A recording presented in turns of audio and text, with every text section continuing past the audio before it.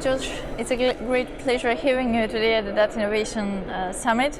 You actually presented, you were part of the technology and practice session discussing about helping data analytics to move from spreadsheets to workflow. Maybe you can give us a bit more insight on that and more information. Sure. Yeah. So, as the market evolves, I've only been with Alteryx now for 3 years, but from when we started to where we are now, it's obviously been a drastic change, and the journey has come a long way. But we still resonate the same core values, and that is enabling the line of business user, so that the traditional business analyst, the ability to connect to virtually any data source, right, and quickly blend those data sources together so they can spend less time preparing and gathering data and then more time actually analyzing data, which is what most analysts take the job to do. It's been a big roadblock in the past, but now moving away from robust spreadsheets, Excel spreadsheets, or robust SQL queries, and now getting into a visual format where they can not only track the lineage of the data, but now they can start to explore data and understand where the data is.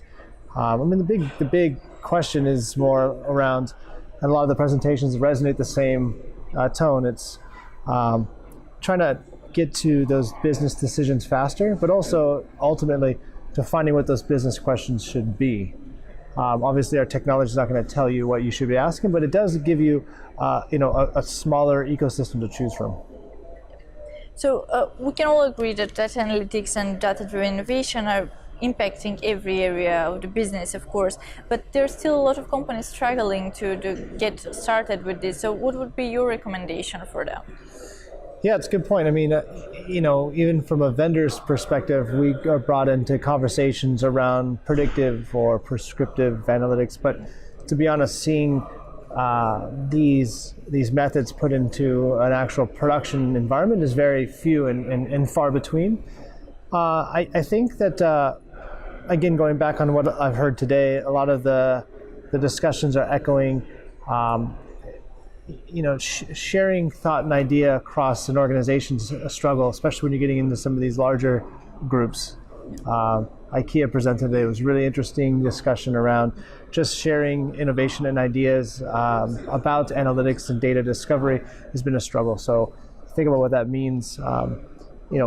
From a technology standpoint, where do you begin?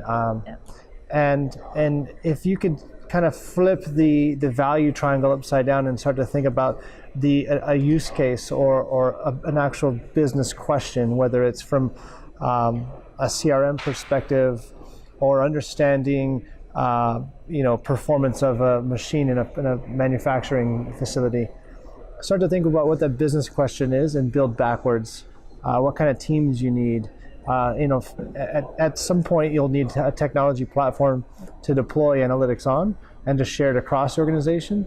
So I think number one is really hone in on what those challenges are and build backwards before you start picking technologies and teams. So I think traditionally you might make these decisions a little fast, going, okay, well, we should grab this technology and form a team around it, rather than, well, maybe that business challenge or issue doesn't require so much, or maybe it requires much more. Maybe it requires several teams. We don't know, so it's tough. But finding those technologies that are also open to other technologies, so not such a closed box environment or some sort of walled in or siloed approach, rather than look at the platforms that are available today that allow you to integrate multiple, not only data sources, but other technologies you may have invested in the past. So making use of your legacy tools is big as well. So if and when actually a company managed to do this, what will be the greatest benefits? Yeah, you'll start to see, I think the number one benefit that we've seen as a vendor in this space is a collaboration of multiple teams and departments. Think about a bank or a financial institute with several different divisions, from capital market groups or risk groups. The collaboration and sharing of data analytics and thought and process across an organization like that just increases, X over the value you are when you start to have these teams talking and collaborating across a large team. So that's the biggest gain you're going to get, and I think that's a big challenge that has we haven't seen in years to come because of the way organizations have been structured in the past. So yeah, streamlining that and connecting teams, I think, is the biggest value you'll find. And what do you think we can expect in the nearest future, in the next 12 to 18 months, when it comes to data analytics? Oh, that's a really good question.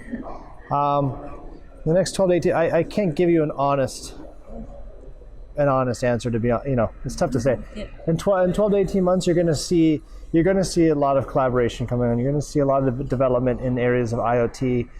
You're going to start to see a lot of these buzzwords coming into fruition, like when it comes to AI and robotics, right? Those are terms that are well discussed, but like I said earlier, you don't see a lot of those in production at the enterprise level. So the next 12 to 18 months, we might start to see some of these larger groups putting these into practice, which will only lead to more interesting data discovery, and then obviously to further support my theory about collaboration across the different teams, so to see how that kind of trickles down. Well, Josh, thank you so much for taking the time to do the interview and being here today. Hope you enjoyed the event. Yeah,